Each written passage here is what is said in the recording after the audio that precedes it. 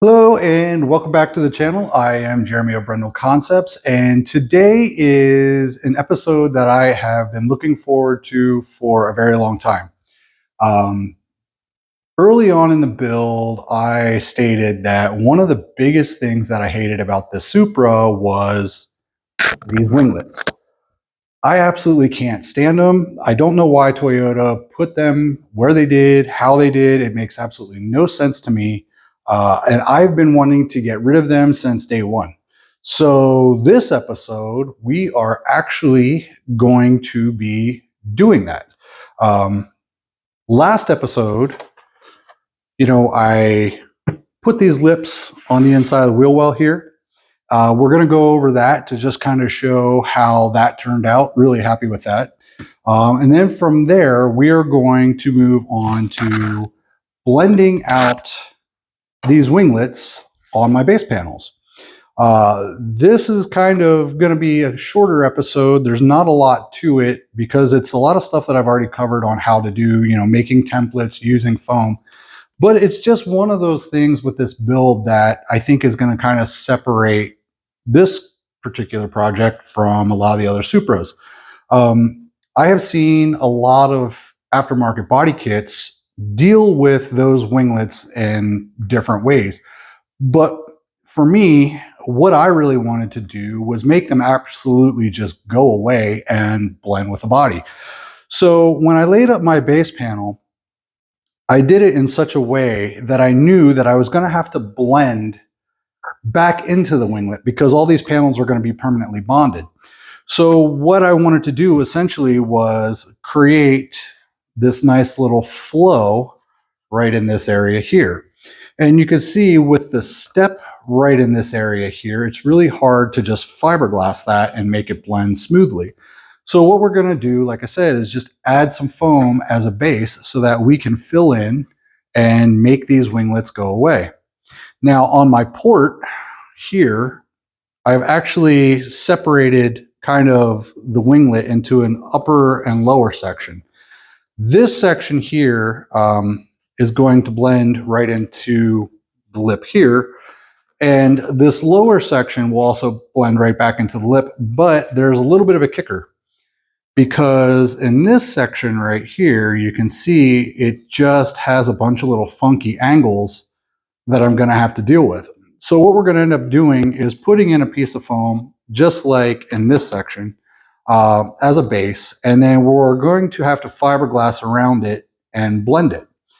So we're going to get into the foam on this part. I'm not going to do the fiberglass until I actually fiberglass the entire inside of the panel. But what we're going to do today is just go over the process of getting the foam in place, getting it, bonded, and that's pretty much what we'll do. So let's take a look at the wheel wells and we'll see how the lips turned out since they're all bonded and the fender liner on the rear end. So here is the fender liner installed, and I left the section of the body here that attaches to the bumper off so you could see how I trimmed the fender liner. You can see how I trimmed it basically flush with the body here. And you can see I made a series of cuts to allow this thing to flex. Now, on the inside, I retained all my factory fasteners here. I know it's a little hard to see because it's so dark. Sorry about that. But we retained all the factory fasteners here. Same with up inside. And then you can see as it gets to the top here, I'm going to try and scoot in. Here we go. You can see how this just tucks right up in and behind. Now on this side, again, you can see all the factory fasteners. I have to separate my panel right here. I have to cut this. I will do that at a later time. But you can see how that covers up all the damage and the opening, for making the wheel wells here larger. So the reason that I wanted to do this was, number one, aesthetics. I think it just looks better. But number two, I don't want things getting in here. Now the front end is going to be a little bit of a different story because the fender liner did not work. So we're going to have to make a bunch of stuff for that, but let's go take a look at that. All right, so the front end is a little bit different in regards to the fender liners. The turning radius with this wheel and tire combo just does not allow for the factory fender liners to stay installed. The problem was up in there. You can see the intake and that little white fastener up there. That's where the fender liner was making contact with the inside of the front wheel. So I couldn't get lock to lock out of it, which is important to me. So we are going to have to make fender liners, which it happens, it sucks, but when you're going wide body, you really don't have a choice a lot of times. Predominantly the areas that I want to cover up are back in here. The intake, obviously up in there. Now you could essentially I could run a different intake and just do a sealed box and leave that open and it would be fine. But I really like this intake setup, so we're going to try and make something work. And also down here, we have to protect the headlights and everything else. Up in here, intercoolers, both sides. You know, I want to keep that vent back there. But you can see now I have this piece loose and I will just take it off. But you can see how the lip here is much thinner than the one on the back.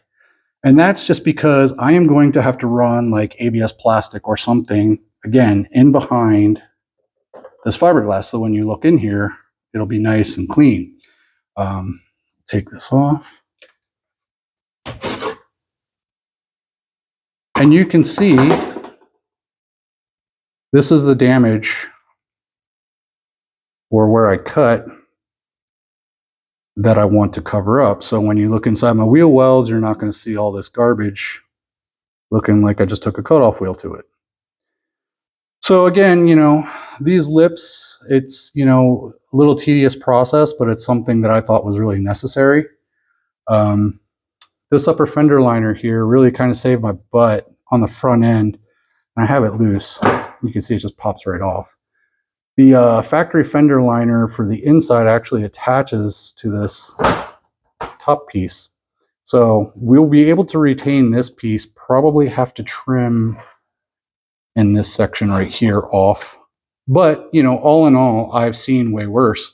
And considering the clamshell hood, all in all, I'm not too angry about how things have turned out. So yeah, that's kind of the front end and where we ended up with the lips. So let's get into the how-to. So this is the panel that we are going to be using for this how-to, and I pretty much have everything ready to go, but I'm just going to go over all the steps that I took to get here. Last time, you know, we bonded these lips on here, and you know, they're really sturdy, really happy with how that turned out. What I did next was in this area right here, I actually laid up a little more fiberglass. I did a section about like that from the edge of the lip all the way back. And the reason I did that was because you can see right here how adding that lip put a little bit of a ledge against the body panel. Now on this bottom section here, this corner is really gnarly. I'm going to have to do a lot of blending to make this look right. So I'm not too particularly worried about this lip. But in here, I wanted a nice gentle blend. And when I put my foam down on top of it, like this, what I ended up with was like a pretty hard line that you could see. Now it doesn't show up down here on the bottom. It only showed up here. I don't know why, but it did. So what I had to do was add this little bit of fiberglass to add this little bit of a transition. Once I added my fiberglass, I basically let it sit and I scuffed everything really good. I've cleaned everything really good. We're ready to bond. But my next step was to make templates. Now, these templates were basically just to, you know, figure out the size of the foam to cover the area that I wanted to cover. I've, covered making templates now several times. If you have questions on that, you can go back to some of my older videos and see how I make templates out of, masking tape. But yeah, so I made the first template, which was this piece. Then I made my second template, which is for this bottom piece. And you can see how it has this kind of this little kick out right here. And that is to actually go around the round rod. And this piece, once it sets in, will actually sit in here like that. So, once I transferred my template to my foam, I just simply cut it out. Like I said, I've covered it already. But now we're ready to pretty much bond everything. And like I said, this is an exciting part for me because I hate how this looks on the car. I just hate this transition on the winglet. Part of it is where they put it on the body doesn't sit at the very bottom of the car. So when you look at the car, you see that the winglet sits high on the body. It makes no sense to me. So like I said, we're just going to get rid of it. We are going to be using weldwood, the same products I've been using. If you've been following along, you'll know I'm a creature of habit. I do the same thing over and over again. Most of what I've done on this car at this point now is, repetitive. You've seen me add fiberglass, you've seen round rod. The process doesn't really change. The fab style doesn't change. It's just, make a different part.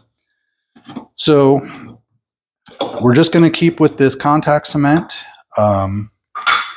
Again, I do not use it like recommended. I'm not using this for like a permanent bond like it's made to be used.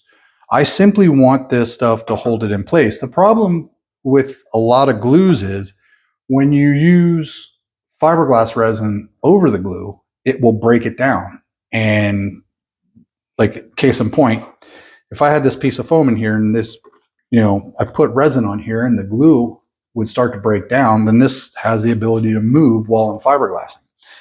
I have found that this weldwood cement does not break down with my fiberglass resin. So when I glue it on, it's pretty much guaranteed to stay there in place. That's why I use it. It's been working for me for years. If you haven't tried it, give it a try. So what we're going to be doing here is I am going to be putting on a wet coat on the base. I'm not going to put anything on the foam. I don't really need to. I am just really going to put a ton on this area here, and then we're going to slap it on.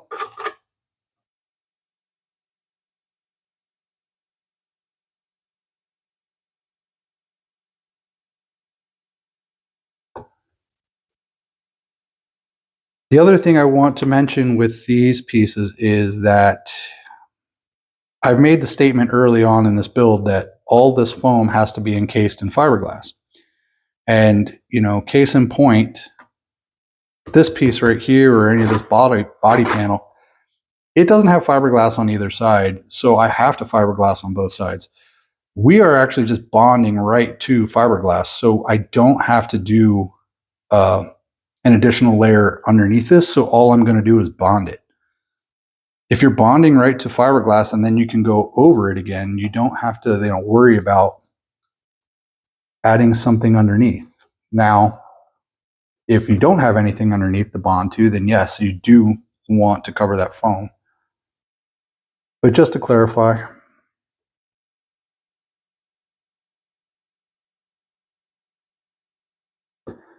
and I'll say it again, I absolutely hate the way this shit smells, but it works really good. All right, so now that we got that on, we're just simply going to put the foam in place and let it sit.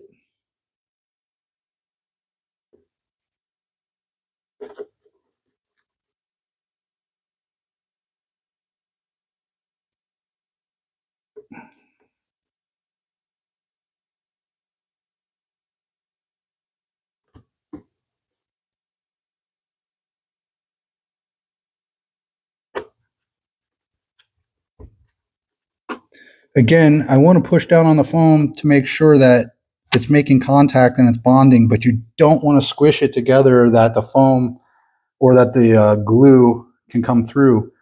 if this foam gets stuck together with glue, it's ruined. You can't separate it. That foam will just bond together. So you want to push down on it to get it set, but you don't want to push down on it so hard that it actually squishes the foam together.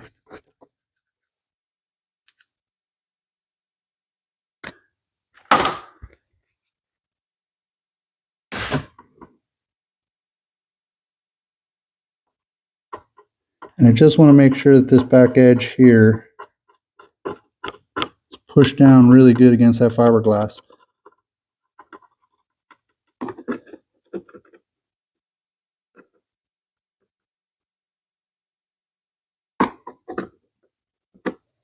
The little corner that wants to be.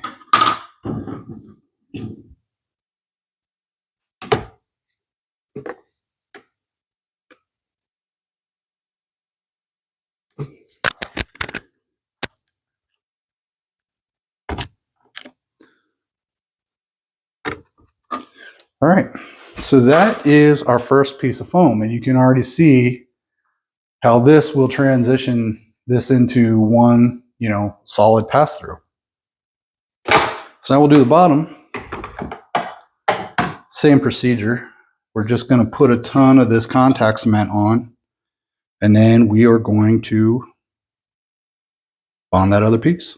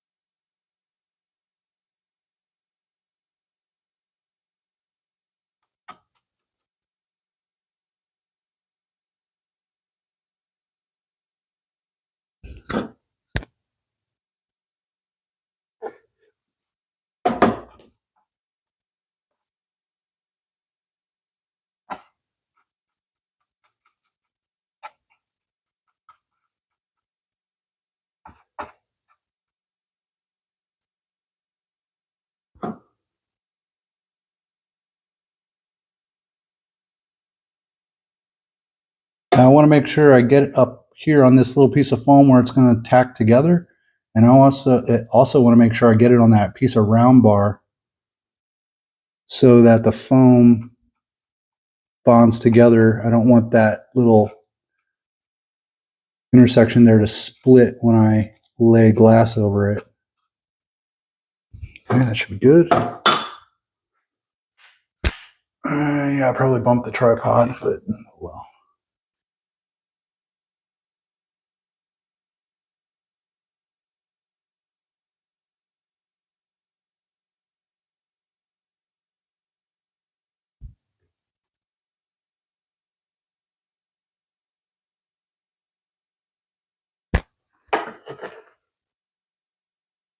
So I'm going to work this up, and you can see right here. Hopefully you can see it. Yeah, right here. That's where my two pieces of foam are joining. I'm going to make sure that that butts up together pretty good. And I'm going to get that on that front lip. Now you can see from the front side here.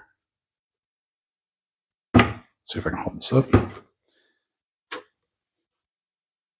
You can see right here how this is adding material thickness. And you may ask yourself, well, that looks kind of funny because you're not going to do it here. These areas you have to remember are getting trim panels. So this area, all in here, is going to be closed off. I'm going to use probably the same ABS plastic that I use for fender liners to make a trim panel in here. So when you look at this thing on the car, all of this will be blended down in here. And then all this section in here will be completely covered. You won't be able to see it.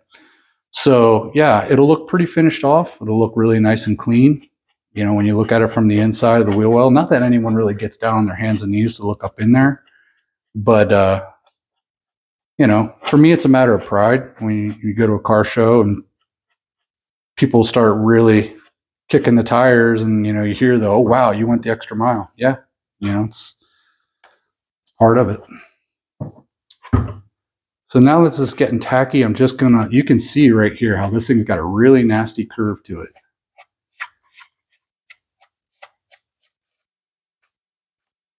Right in here. Now I'm gonna have to try and blend this little corner and all this together with fiberglass. It's gonna be a little bit of a trick. I've done way worse, to be honest. But it'll make, you know, when I get to that point, for people that haven't done a lot of fiberglass, it'll kind of hopefully make sense so that they understand that how you can build up and blend, you know, layering fiberglass. But that's down the road. Actually, it's coming up pretty rapidly.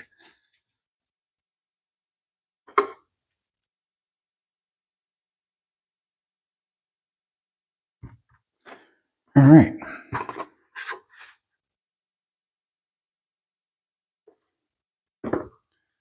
So there is essentially what I'm going for.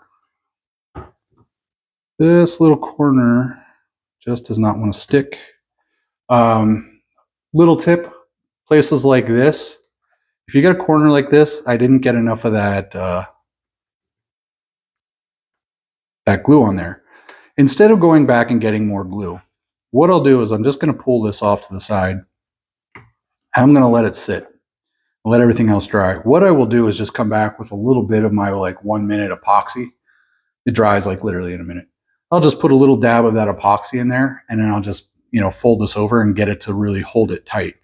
It's not worth, you know, ruining another acid brush just to get one little corner.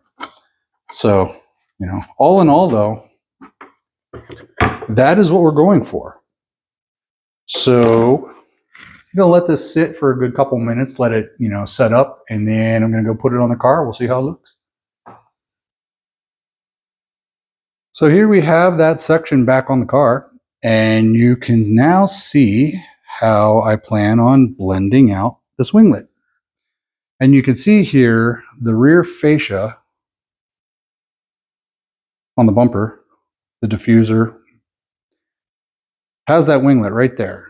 And I hated that transition line. So now with what I'll be doing is blending that to that. So when you look at this car, you will see that upsweep that blends right into this top line.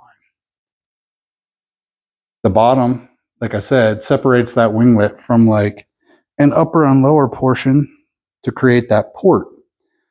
So once everything is fiberglassed, I'm going to cut, you know, a lot of this out, make a nice little C shape here.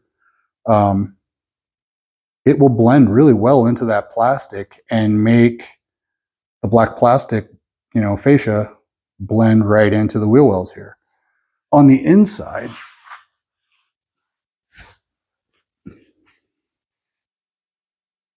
so you can see on the inside here how that will transition into a nice little port. You'll have that upper and lower section. This is that section right in here that I was saying, you know, this is going to get a trim panel. So that extra material thickness right here really isn't going to be like a noticeable thing once everything is fiberglass. So yeah, although this isn't, you know, like a crazy over the top video, this is one of those little details that I've been super excited about on this project, because I think, you know, blending these winglets on the front and the back end of the car and making that look integrated into the body, it's just something I haven't seen done with the Supra yet. So I don't know, maybe it'll be a first, maybe it won't be. I really don't care. I just think it's going to look cool. So the next step is basically going to be finish out all these, you know, sections for the bumper and soak them all in fiberglass resin. I'm not going to get to that portion today, so we're basically going to cut this episode here. But make sure that you are checking back, because the next step we get into is going to be making new winglets. Yeah, I'm going to add my own winglets now that I'm making theirs go away. So that's going to be a really interesting, you know, process, and we're really getting down to the nitty-gritty on the car here. It's not going to be much longer before I fiberglass everything. So, you know, if you have questions, comments, please ask, please comment. I love answering questions. I love engaging with people. If you see something of value, you know, please subscribe. And as always, thanks for watching.